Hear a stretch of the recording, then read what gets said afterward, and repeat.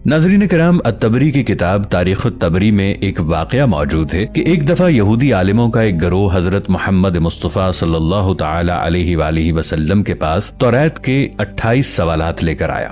اس کا مقصد حضرت محمد مصطفیٰ صلی اللہ تعالی علیہ وآلہ وسلم کی نبوت کی حقیقت معلوم کرنا تھا کہ آیا وہ سچ بول رہے ہیں یا نہیں۔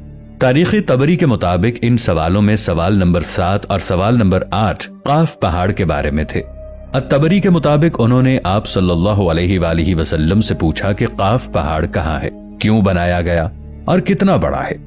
آپ صلی اللہ علیہ وآلہ وسلم نے اس سوال کا جواب کچھ یوں دیا کہ قاف پہاڑ ہماری دنیا کے گرد ایسے پھیلا ہوا ہے جیسے ایک انگلی میں انگوٹھی۔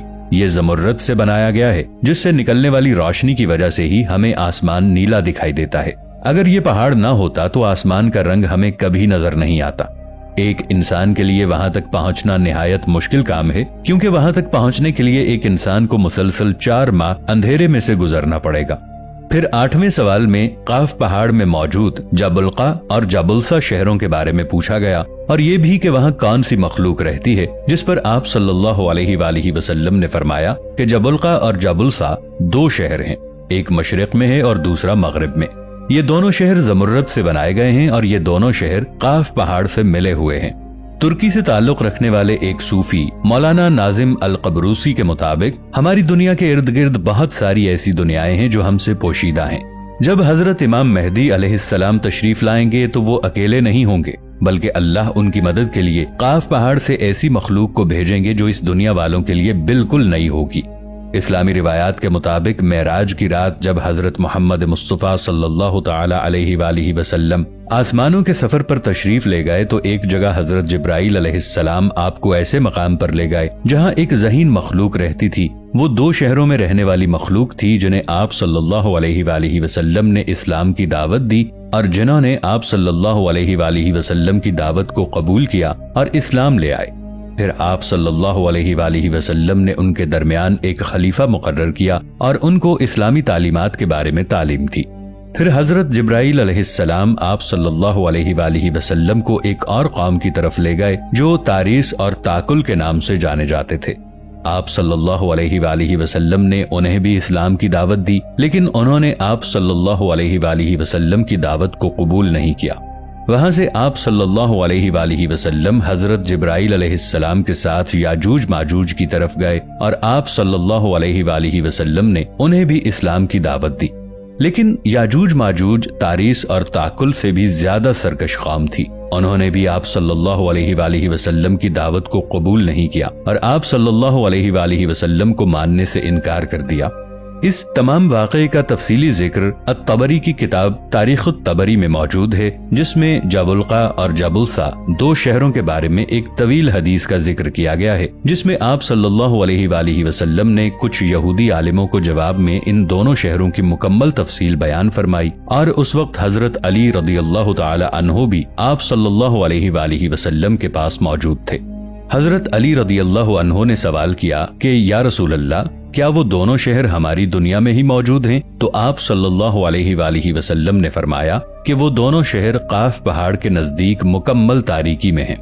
ہر شہر کا اپنا ایک قلعہ ہے جس میں ہر وقت 1000 لوگ ان شہروں کی حفاظت پر مامور رہتے ہیں، اور وہ اس لیے کیونکہ یہ دونوں شہر زمرد سے بنے ہیں۔ ان دونوں شہروں کے سب سے بڑے دشمن تاریس اور تاکل 2 سرکش قومیں ہیں جو ان دونوں شہروں میں موجود قیمتی خزانوں کو حاصل کرنا چاہتی ہیں۔ ان کے حملے کے ڈر سے ان دونوں شہروں میں موجود لوگ ہر وقت حفاظت پر ہوتے ہیں تاکہ اپنے شہروں کو ان سرکش قوموں کے حملوں سے بچا سکیں۔ ان شہروں میں بسنے والے لوگ نہ حضرت آدم علیہ السلام سے واقف ہیں اور نہ ابلیس سے۔ ان کے درمیان کوئی عورت نہیں، وہ تمام مرد ہیں۔ ان شہروں تک پہنچنا ایک انسان کے لیے بہت مشکل ہے، لیکن ہود علیہ السلام کی قوم کے 3 لوگ وہاں پہنچ گئے تھے اور وہاں پر رہے، مگر وہاں ان لوگوں پر شدید تشدد کیا گیا اور وہ وہاں سے بھاگنا چاہتے تھے لیکن بھاگ نہیں سکتے تھے۔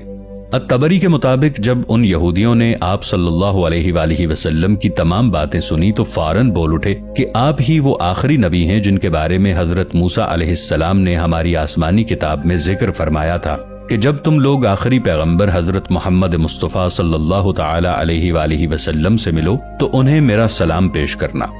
अत-तबरी की किताब तारीख़-उत-तबरी में मौजूद इस वाक़े के बारे में मालूमात इकट्ठी की तो मालूम हुआ कि ये वाक़या सिर्फ अहले तशय्यो में मौजूद एक हदीस में मिलता है, जबकि अहले सुन्ना में इस वाक़े के बारे में कहीं कोई जिक्र नहीं मिलता।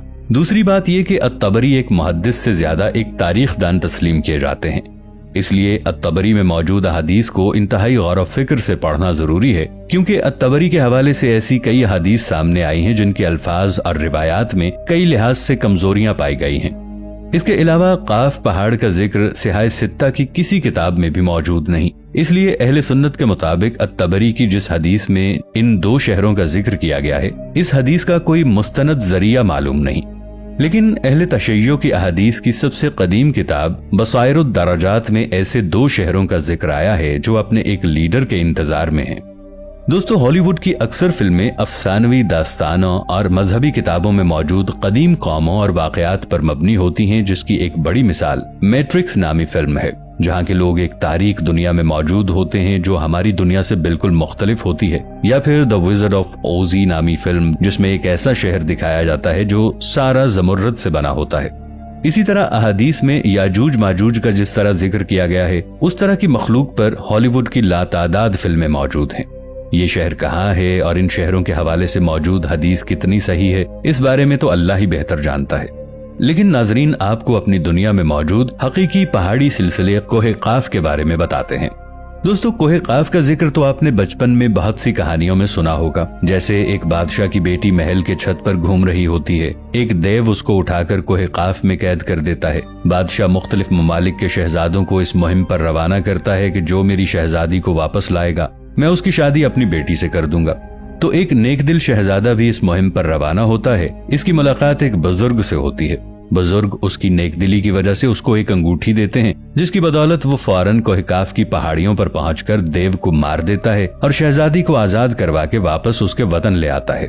शहजादी की शादी उस शहजादे से हो जाती है और दोनों हंसी खुशी रहने लगते हैं। कोहे काफ असल में है कहाँ?